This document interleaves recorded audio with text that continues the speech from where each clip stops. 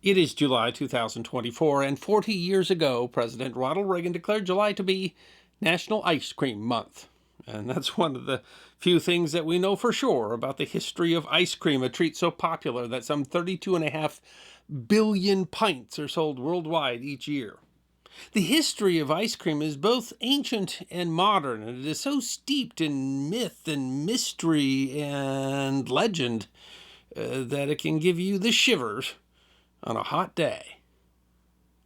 Yesterday was the 4th of July, and of course a holiday in the United States, when I suspect many viewers enjoyed a good barbecue. But it is also a good bet that a good many of you also enjoyed some ice cream, a particularly popular treat in hot July. But that might raise a simple question. For how long have people been enjoying ice cream? The answer isn't simple, in that ice cream is older than you might think, and of course it depends upon your definition of ice cream, something that can be confusing even today. The story of ice cream includes several well-known tropes. Among the most popular is the claim that ice cream was first brought to Europe from China by Marco Polo. You'll often find that claim on web pages detailing the history of ice cream, but when it comes to history, the oft-told story comes up cold. There are many questions about Marco Polo. Those are the subject of another episode of the History Guide, but a lack of elocution is not a complaint. His work, The Travels of Marco Polo, chronicles a number of adventures, many of dubious veracity, and whatever you want to say about him, Marco Polo didn't mind taking credit for things. Which makes the ice cream claim more suspicious, because as the website History Myths explains, if the wily Venetian ever saw or tasted such a memorable food, he makes no mention of it in his journals. This and other stories about the history of ice cream have a similar origin: to sell ice cream. History misquotes Robert Brantley of Colonial Williamsburg, an expert on the subject, that these stories were created during the 19th century by ice cream sellers who were looking for a marketing angle. To understand the true history of ice cream, we first have to churn through the myths. There are at least two candidates for the originator of ice cream. Dr. Kava Farrick of the University of British Columbia attributes the origin of ice cream to the Achaemenid Empire in what is modern-day Iran. He writes in a November 2018 edition of Indian Express that the origins of the ice cream refreshment can be traced to ancient Iran, where the technology to manufacture and store ice was invented as far back as 400 BCE. He explains that Persia, that is modern-day Iran, has been making ice cream for the last 2,000 years. As evidence, he points to the Yakhchal, a specially made building used for storing ice that was discussed in a History Guy episode about the origin of ice making. These structures not only allowed the ancient empire to store and possibly make ice, but, Farrick argues, its shape may have influenced the design of ice cream. This ice dessert reached famous lips. The website ZME Science explains that ultimately the Persian Empire met its maker in the form of Alexander the Great, who waged war on them for 10 years. War making is hot, tiring stuff, and accounts from Alexander's campaign say he took a particular liking to the local fruit ices. Accounts describe the dessert as a honey-sweetened dish, chilled using snow. Further, the International Dairy Foods Association explains, biblical references also show that King Solomon was fond of ice drinks during harvesting. During the Roman Empire, Nero Claudius Caesar, AD 54 to 86, frequently sent runners into the mountains for snow, which was then flavored with fruits and juices. Farrick posits that it was Arabs who conquered the empire who may have taken Persian sharbat, a drink made from fruits and herbs, and enriched the existing mix of fruit and syrup and snow-chilled honey with milk and sugar. This was the conception of the modern-day granita or gelato. He explains that Iranians still enjoy a frozen dessert called faluda, which he describes as a traditional Iranian ice cream. He writes, in the past, ice was stored in big bowls and milk in smaller ones, and by rotational motions, the cold was transferred from ice to milk. This process helped the milk turn into crystals and then finally into ice cream. However, the website Ice Cream Nation notes an important caveat. It seems clear that mankind has been able to mix snow and ice with different appealing flavors since the beginning of our history. One might argue that these ices do not really qualify as ice cream. In fact, modern faluda, made with starch and fruit juice, while sold in ice cream shops in Iran, is actually closer to sorbet, which is made by mixing fruit and ice. History Myth suggests instead another origin. Ice cream probably originated in China, but very little reliable research has been done on the subject. As early as the 7th century, a frozen milk product is described in a Chinese document. Another description, this one poetic, survives from the 12th century. And if those two bits of evidence leaves historians skeptical, there's more reliable mention of ice cream being served at the Mughal court in the 14th century.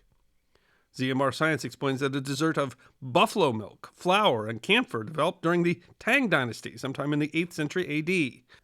King Tang of Shan reportedly employed 94 icemen responsible for the making of the dish. I suspect that it was the new guy's job to milk the buffalo. While this might sound less than appetizing to our modern taste buds, the science website explains, it was a definite precursor to what we know today as ice cream. Recipes then would have reached Europe via the Silk Road, somewhat like the story of Marco Polo bringing back ice cream, although history posits that what was really spread was the technique for freezing things using the endothermic effect of mixing ice and salt, which draws heat from adjacent liquids, allowing them to freeze, with an incidental effect being the ability to make ice cream. However, whether the idea originated in China and came via the Silk Road or was developed by Arabs from Persian origins and was brought to Europe via Arab traders, none of these ancient recipes were what we would today call ice cream. The general consensus is that the treat was developed in Italy, which was subject to strong Arab influences. Another popular story is that Catherine de' Medici introduced ice cream to France at her wedding to King Henry II in 1533. However, the story is another that Brantley attributes to 19th century ice cream sellers. History notes that the wedding occurred over a century and a half before the first known French ice cream recipe. Rather, they argue ice cream's European debut probably took place in Italy, probably in Naples, probably in the latter part of the 17th century. It spread through the royal houses of Europe. Early English sources mention a 1671 feast of King Charles II, where one plate of ice cream was served, and a 1688 banquet to celebrate the birth of the son of James II. Perhaps as controversial as the origin of ice cream is how the treat crossed the pond. Various stories attribute Martha Washington, Dolly Madison, and Thomas Jefferson as bringing ice cream to America. Again, these famous origins are likely concoctions of ice cream sellers, but they do include a kernel of truth. Thomas Jefferson did, for example, have this recipe for vanilla ice cream in his diary. However, history notes that ice cream was definitely mentioned at a dinner party held by Maryland colonial governor Thomas Bladen in 1744, some 4 decades before Thomas Jefferson was sent to France as ambassador in 1784, where he apparently collected his recipe. The same year, the Washingtons acquired a cream machine for ice for Mount Vernon.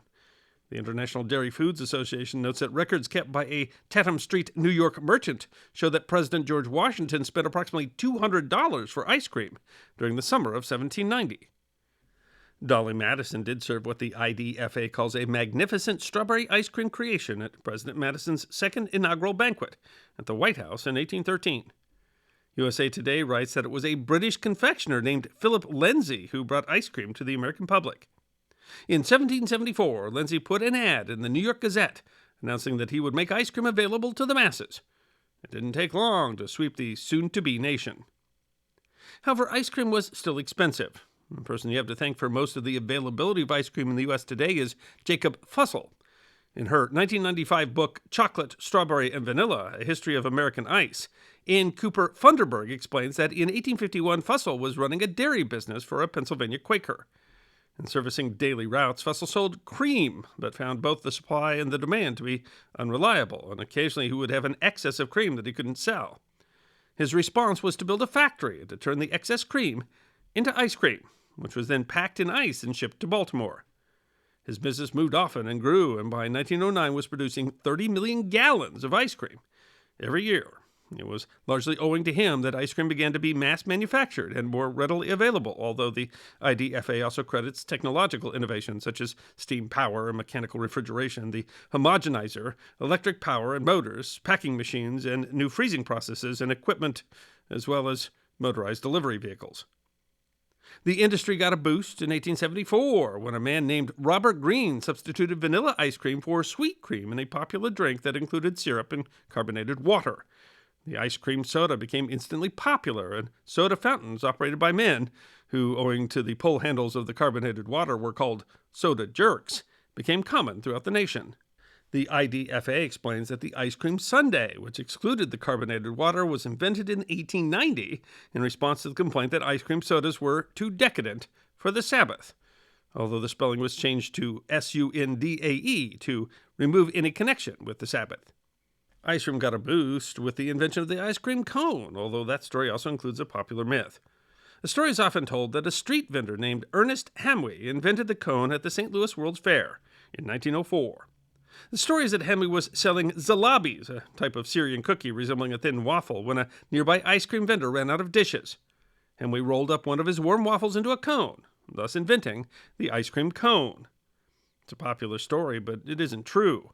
Mrs. A.B. Marshall, for example, an English woman whose ice cream recipes helped to popularize ice cream in that country, suggested serving ice cream in cones in 1888. A man named Italo Marchioni patented a mold for making ice cream cones in 1903, a process that he had reportedly been developing since 1896. And possibly the first ice cream in cones to be sold were sold by Marchioni on Wall Street in New York. Here he is connected to the Hamwi story, though. According to Marchioni's daughter, Marchioni was selling lemon ice at the fair, and when he couldn't keep up with the demand for waffle cones, he asked Hamwi to roll up some of his waffles. In any case, it is widely agreed that the World's Fair greatly increased the popularity of ice cream sold in edible cones. Today, cones are often served with soft serve ice cream, a type of ice cream that is softer because more air is used in its manufacture. And again, there is controversy regarding who invented the treat. Charles Taylor of Buffalo, New York, patented a machine in 1926 that introduced more air into the ice cream manufacturing process, and that many consider to be the first soft-serve machine. Today, the Taylor Company manufactures soft-serve machines for the McDonald's Corporation. However, entrepreneur Tom Carville developed his own process for making soft-serve ice cream in 1936 and is generally considered to be the first to market soft-serve ice cream. And entrepreneur J.F. McCulloch and his son Alex also invented their own process for making soft-serve ice cream in 1938 and opened a shop selling the product in 1940 that they called Dairy Queen. But a new wrinkle in the story of the invention of soft serve came when the Bishop of London claimed at the 2013 funeral of Margaret Thatcher that she was part of the team that developed Mr. Whippy Ice Cream, a popular soft serve brand. The genesis of the story is that the future Prime Minister once worked as a chemist at the J. Lyons Company, which operated Mr. Whippy franchises in the UK. However, despite numerous stories following her death, she certainly didn't help to invent Mr. Whippy, which sold in the U.S. for more than a decade before her employment at the Lyons Company. In fact, her work at the company is not well documented, and it's not clear whether she was involved with the ice cream product at all. Ice cream today comes in many varieties. Sherbet is a sort of a transition stage between sorbet and ice cream, including fruit juice, but also milk. It likely was developed at the same time as ice cream in Italy in the 16th century, but got a boost during the Second World War as it uses milk, and cream was in short supply. Today is popularly sold in a push-up container that was introduced by the popsicle maker Joe Low Company in 1967. Frozen custard was invented in 1919 in Coney Island in New York by ice cream vendors Archie and Elton Core. Frozen custard differs from ice cream by the addition of emulsified egg yolks, which give a smoother texture, but also usually uses more cream and less milk than regular ice cream, giving a higher butterfat content and includes less air in the churning process. On the other side of the scale is ice milk, which uses milk products with less butterfat than ice cream. By rule, the U.S. Food and Drug Administration requires that a product be at least 10% butterfat to be called ice cream. Ice milk is lower fat than ice cream, but also is known for a grittier texture. In 1995, the FDA changed its rule, allowing ice milk to be sold as light or low-fat ice cream, and the term ice milk is rarely used today. Frozen yogurt was invented by the H.P. Hood Company in Massachusetts in the 1970s. It uses ingredients similar to ice cream, except that it includes bacterial cultures found in yogurt, making it lower in fat and giving it a more tart flavor. Although the fat content is lower, frozen yogurt often includes more sugar than ice cream. Gelato, which is simply the Italian word for frozen, was invented in the 16th century along with ice cream. It uses less butterfat than ice cream and is churned at a slower rate so that it contains less air, served at a warmer temperature. While people often ask which of these types is healthier, nutritionists tend to respond that they are all high in calories and sugar and should only be occasional treats. 2, quality and nutrition depends upon the individual manufacturer and the quality of the ingredients used. Like the product itself, the history of ice cream can give you a bit of a headache. We don't really know who invented the stuff, and it was developed by many people over a very long period of time. Much of what we thought we knew about the history of ice cream turned out to be mere myth. Much of that used to sell ice cream, I guess, because we don't know who invented it. It isn't exciting as a story as Marco Polo or Martha Washington. But despite all that, ice cream has continued to maintain its popularity. And we don't need to know who invented it to know that it tastes good. And it brings joy to people of all ages, from the youngest of children to the oldest of presidents. I hope you enjoyed watching this episode of The History Guy, and if you did, please feel free to like and subscribe and share The History Guy with your friends. And if you also believe that history deserves to be remembered, then you can support The History Guy as a member on YouTube, a supporter on our community at Locals, or as a patron on Patreon. You can also check out our great merchandise shop or book a special message from The History Guy on Cameo.